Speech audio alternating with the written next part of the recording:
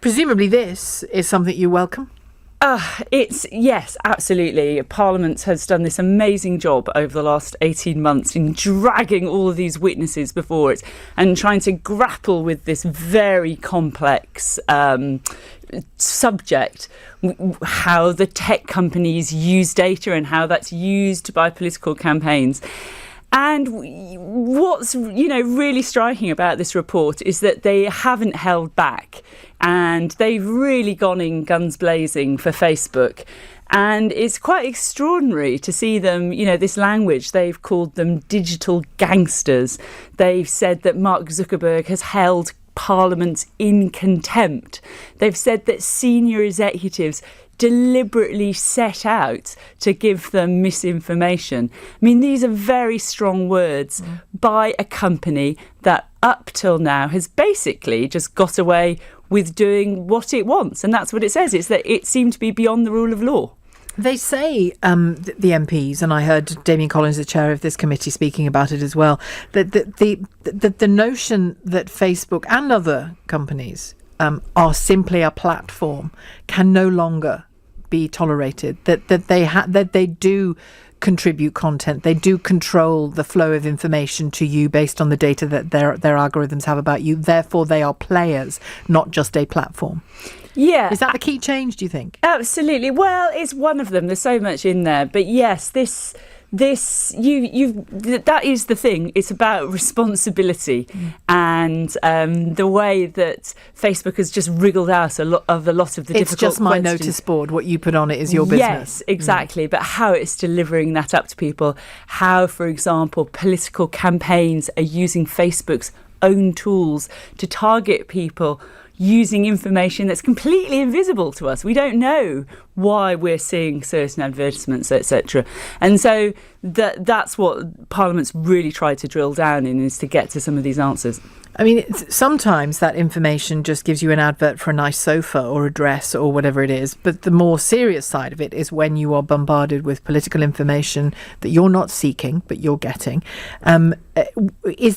Is that what should be tackled first? Because you have written extensively about how that was used during the Brexit campaign, and I know it's perhaps old news to people who read your stuff a lot, that you are incredibly frustrated at the apparent lack of interest politically in that.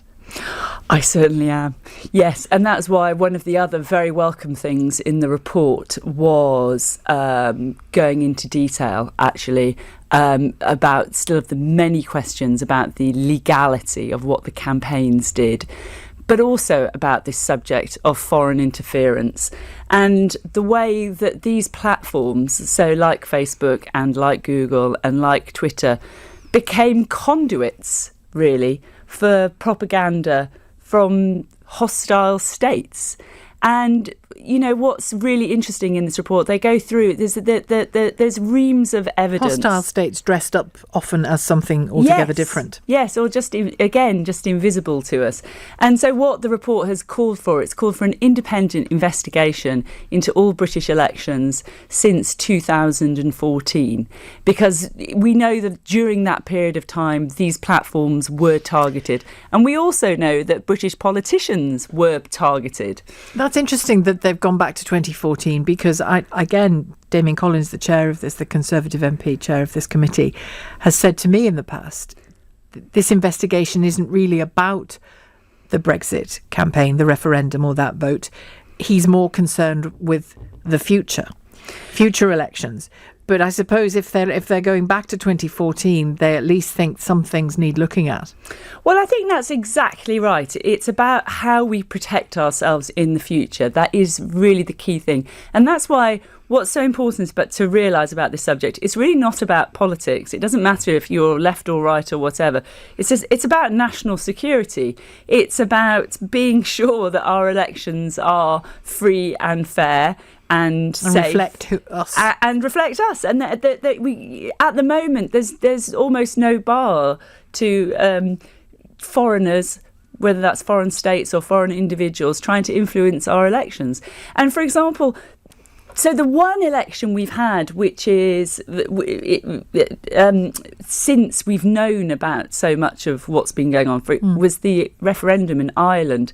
And there, actually, Google and Facebook actually went to the extreme of banning themselves voluntarily from the election. Because, do you mean the recent abortion That's one? right, Yeah. that's right, because they couldn't be sure that actually it was just Irish campaigners and Irish advertisements. And so that's an acceptance that their platform, their neutral, harmless platform, could be hijacked. Exactly.